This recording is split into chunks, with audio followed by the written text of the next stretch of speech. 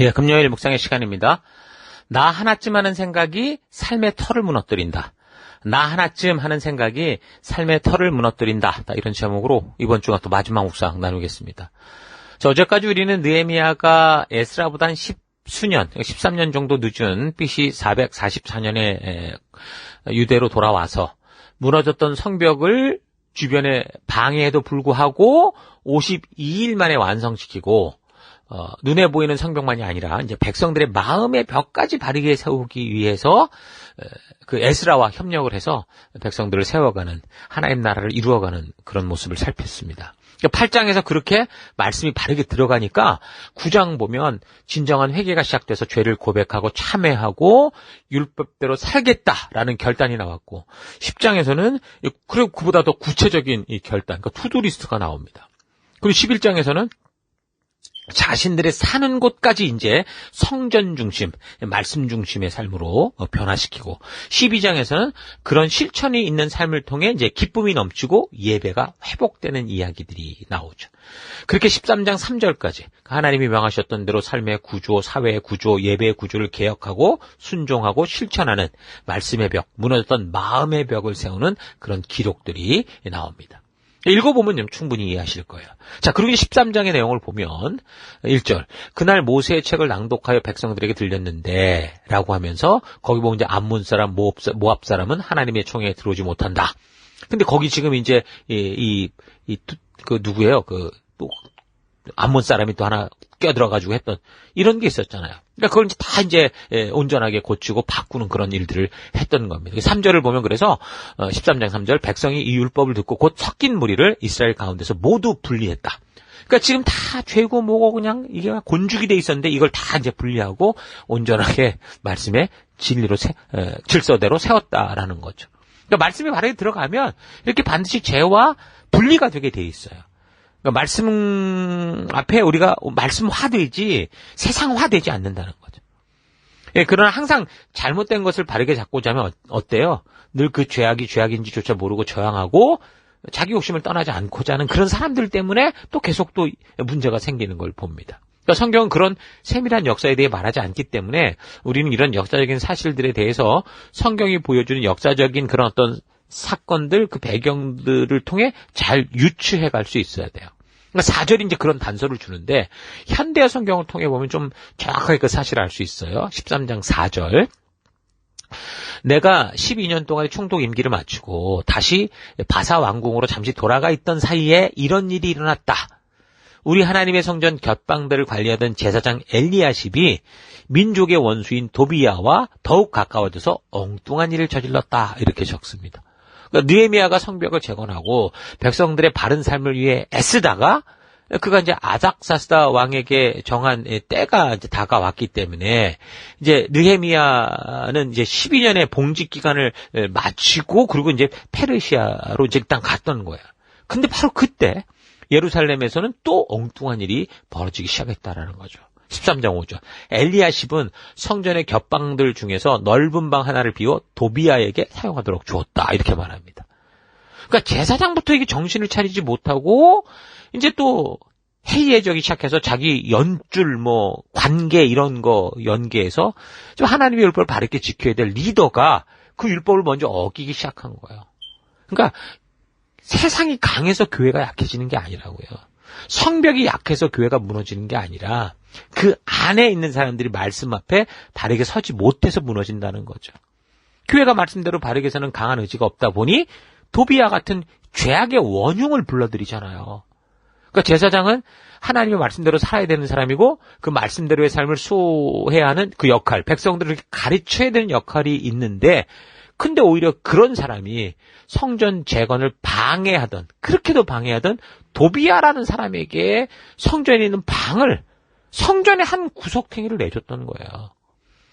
거기는 어떤 데였냐면 성전에서 일하는 사람들을 위해서 필요한 헌물, 비용을 주는 그런 성전 운영을 위해 꼭 필요했던 건데 거길 줬다는 거죠. 그게 비워졌다라는 것도 의미가 있어요. 이미 성전의 기능이 어떻게 됐다라는 거예요. 어느 순간에가 마비되고 있었다라는 거죠. 느헤미야가 이 페르시아로 돌아가 있을 때 그랬단 말이에요. 근데 그 시간을 보면 한 1년 남짓이거든요. 그러니까 그 잠깐 사이 불과 1년이나 됐겠나 싶은 그 어간에 그렇게 이 민족이 주변의 위협과 협박에도 불구하고 애써서 세웠던 그 일들이 막 도미노 무너지듯이 무너지더라는 거죠. 이때 에스라가 있었을 건데 에스라가 어떻게 하고 있었는지 모르지만 만약에 에스라가 죽지 않았더라고 하면 제사장들 그룹 안에서 에스라의 가르침을 우습게 여기고 대충 귀뚱으로 듣는 그런 일들이 벌어졌던 것으로 볼 수 있겠죠. 그러니까 부모님들이, 선생님들이, 목회자들이 반복해서 중요한 것들을 계속 가르치다 보면 어때요? 그것을 듣고 배워야 되는 사람들이 자주 반복되는 것은 중요하다라는 거를 알매도 불구하고 이제 인간이다 보니 자꾸 소홀히 여기는 그런 경향이 생기게 되죠.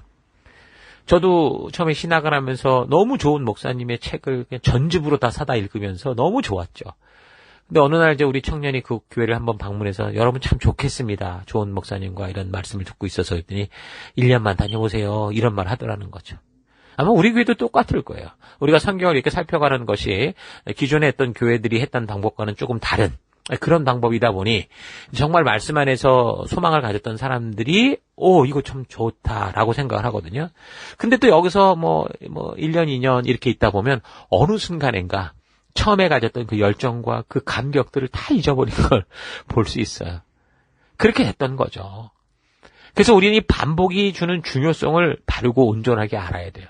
우리가 지금 하루에 이 보는 패턴을 봐도 자고 일어나서 하는 그 일들, 닦고, 이빨 닦고, 밥 먹고, 이런 모든 것들이 사실 계속 반복 아닙니까? 근데 반복은 왜 필요하냐면 생존을 위해 꼭 필요한 거예요. 근데 그 생존을 필요한 그 반복이 참 무의미하게 돌아가는 경우가 많다는 거죠. 어찌됐든 백성들도 아닌 하나님의 뜻을 바르게 지키고 나아갔어야 되는 이 리더, 제사장, 엘리야십이 하나님의 말씀을 소홀히 여기는 그런 짓. 오늘날로 말하면 동성애라는 죄악을 교회 안으로 끌어들이는 그 짓거리한 것 똑같은 거예요. 그래서 13장 6절 그때는 내가 예루살렘에 있지 아니하였느니라. 바벨론 왕 아닥사스다 32년에 내가 왕에게 나아갔다가 며칠 후에 왕에게 말미를 청하고 돌아오는 얘기인데요. 느헤미야가 아닥사스다 왕 20년의 총독으로 왔었어요. 통치 20년에. 그리고 지금 32년이라고 그러니까 딱 12년이 맞죠. 그래서 12년 사역을 마친 거고 페르시아로 갔던 거예요. 근데 얼마 있지 않아서 다시 예루살렘으로 돌아오는데 그 총 기간이 아마도 한 1년 남짓 안에 그냥 바로 돌아오지 않았을까 그렇게 봅니다. 그렇게 느헤미야가 이제 다시 돌아와서 행하는 사역이 13장 4절부터 내용이에요. 이전에 우리 하나님의 전에 방을 맡은 제사장 엘리야십이 도비야와 연락이 있었으므로 도비야를 위해 큰 방을 만들었으니 그 방은 원래 이 사람들을 위한 그런 곳이었다 얘기를 했어요. 그러니까 1년 남짓한 잠깐 사이에 레위 사람들은 흩어진 거고 이 제사장 엘리야십은 계속 민족을 방해하던 암몬 사람 도비야를 끼고 돌았다라는 거죠. 에스라부터 시작해서 느헤미야 사역까지 그렇게 힘들어서 하나님의 약속대로 행하는 바른 삶의 구조를 세워가고 있었는데 누구에 의해서 바른 삶의 구조가 깨어졌냐면 그 공동체 리더, 목사죠. 목사 때문에 그 제사장 엘리야십 때문에 무너지기 시작한 거예요. 항상 축복된 믿음의 공동체가 무너지는 가장 핵심적인 이유는 바로 그거예요. 약속을 지키지 않아서. 그것도 약속을 지키고 이끌어야 되는 사람들이. 그러니까 리더들이 행하지 않을 때 가장 쉽게 그 공동체는 무너지죠. 그러니까 리더들이 약속 지키지 않고 자기 생각대로 하는 그런 편법. 이거는 공동체 전체를 속히 무너뜨리고 파괴하는 지름길입니다. 건강한 사회는 뭐예요? 이 약속이 지켜지는 구조를 가지고 함께 모든 구성원들이 그 약속을 지키는 사회가 건강한 사회입니다. 건강한 사회란 약속을 지키는 건전한 리더들이 많은 사회죠. 그래서 리더들이 약속을 지키지 않고 그 사회의 모범이 되지 않으면 그 사회는 어떤 사회든 간에 결국은 무너지고 그 나라는 파괴되게 돼 있습니다. 오늘날 우리나라의 이 가장 치명적인 문제가 뭡니까? 바로 그 리더들의 문제죠. 정치 리더, 경제 리더, 학계, 법계, 종교계, 이 리더들. 각 분야의 리더들의 신뢰가 무너지는 이게 가장 큰 문제 아닙니까? 한 공동체에서 리더들의 게으름과 느슨함과 타락은 결국 심각한 결과를 낳습니다. 백성들은 늘 방황하는 어린 양과 같죠. 그래서 하나님은 그런 백성을 위해서 늘 바른 목자, 그러니까 깨어있는 리더들을 세워서 당신의 역할을 대신하게 하셨어요. 아주 대표적이고 우리의 모델이 되는 목자의 대표는 바로 예수님이시죠. 예수님이 그 일을 멋지게 감당해 주신 거예요. 그러나 그런 예수님 닮지 못하고 지금 수많은 교회와 그 리더들과 목사들이 사꾼이 되어 가고 있는 거죠. 약속이 지켜지지 않는 국가, 리더들이 자기들을 위해 예외를 만들어내는 그런 이 사회는 무너집니다. 약속이 지켜지지 않는 군대, 그런 사업, 회사, 가정, 교회 다 힘을 잃고 무너지게 돼요. 그 어떤 공동체든 약속이 지켜지지 않는 그런 공동체는 무너집니다. 거기에 리더들이 먼저 희생하지도 않고 약속을 지키지도 않고 자기들의 편리와 유익을 위해 약속을 어기고 공평과 공의를 무시할 때 그 사회는 급속히 무너집니다. 그래서 다시 이제 그 복귀했던 이 느헤미야는 또 다시 약속이 지켜지는 공동체가 되게 하기 위해서 아주 단호한 실행을 하죠. 누군가 흐트러진다고 같이 이렇게 마음을 놓고 흐트러지면 안 돼요. 느헤미야 같아야 돼요. 누군가 지켜야 되는데 그 누군가가 바로 남이 아니라 바로 내가 돼야 되고 여러분이 되고 우리가 돼야 되는 겁니다. 하나님과의 관계 회복의 첫 단계는 항상 이 죄에 대한 척결이에요. 그러니까 하나님이 주신 길에서 자꾸 그릇된 길로 빠지게 하는 모든 그 이 잘못된 것들을 막아야 되죠. 항상 신앙의 회복의 시작은 그래서 그렇게 죄를 발견하고 누수되는 것을 발견해내고 회개하고 끊어내는 것에서부터 시작해서 결국에는 하나님과 원래 약속했던 우리를 부르신 그 약속의 길로 순종하며 나아가는 것까지 그게 진정한 회복인 거죠. 그래서 느헤미야는 이 암몬 사람 도비야를 예루살렘 밖으로 내쳐버립니다. 죄를 끊을 때는 단호하고 과감해야 돼요. 타협의 여지를 남겨서는 안 됩니다. 그리고 또 느헤미야는 안식일에 대한 온전한 회복을 또 추구했고 또 다시 드러난 이방인과의 결혼 문제들이 또 있었는데 이걸 또 말씀으로 바르게 세우죠. 그러니까 무너진 약속들을 다시 지키게 해가는 겁니다. 그러니까 오늘 이 시대 성도인 여러분과 저의 사명은 무너진 약속을 다시 지켜가는 거예요. 약속이 지켜지는 사회, 약속이 지켜지는 가정, 약속이 지켜지는 교회는 건강하고 행복하고 하나님이 주신 축복을 누리게 되는 겁니다. 그래서 성도들의 그 축복된 삶의 지름길은 다른 게 없어요. 하나님이 이미 말씀하셨고 우리에게 알려주신 하나님과의 약속을 지켜가는 것. 순종의 길뿐입니다.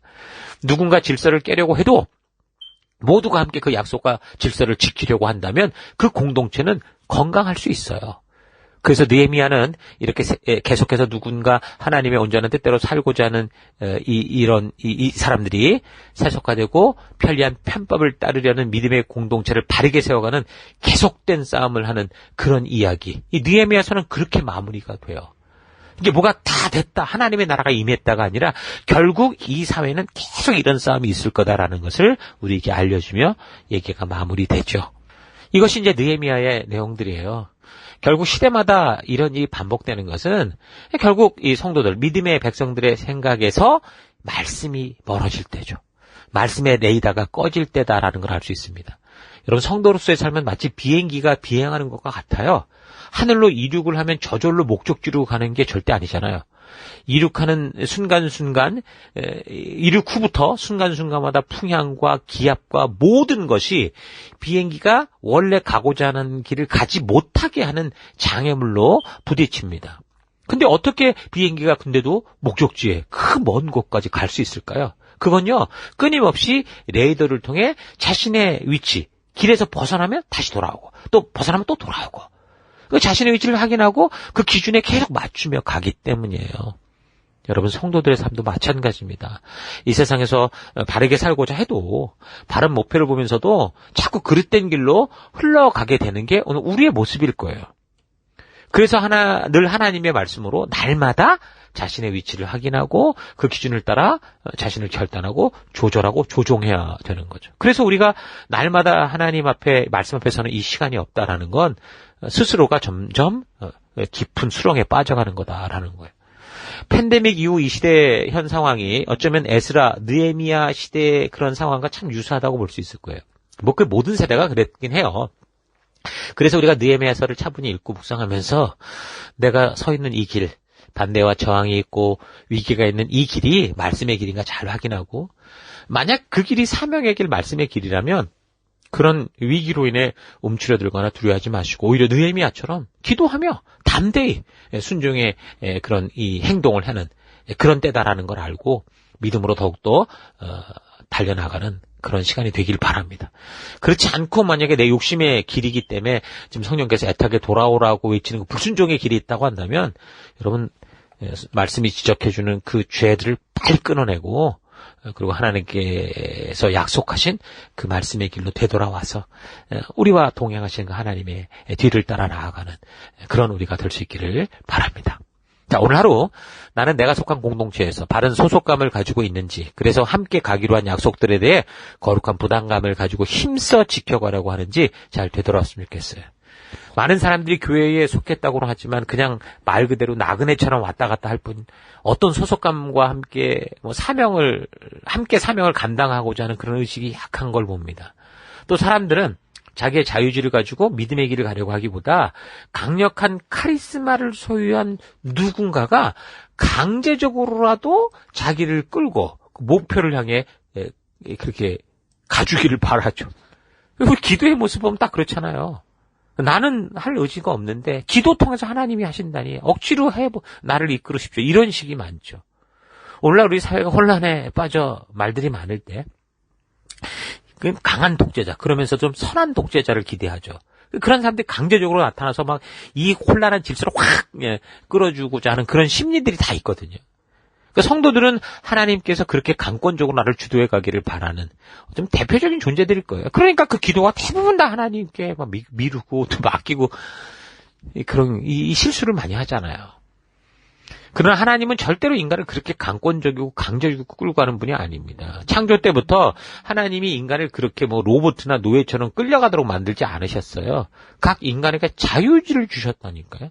그 의미는 스스로 주도적인 결단을 통해 네가 걸어와라. 네 삶을 네가 책임지는 거다. 이렇게 만드셨다라는 거죠. 그래서 성도들은 교회 공동체 안에서 함께 선한 약속들에 기꺼이 동참해야 되고 하나님께서 주신 사명에 위배되지 않는 약속이라면 힘써 하나 돼서 여러분 각자 책임을 성실히 감당해야 돼요.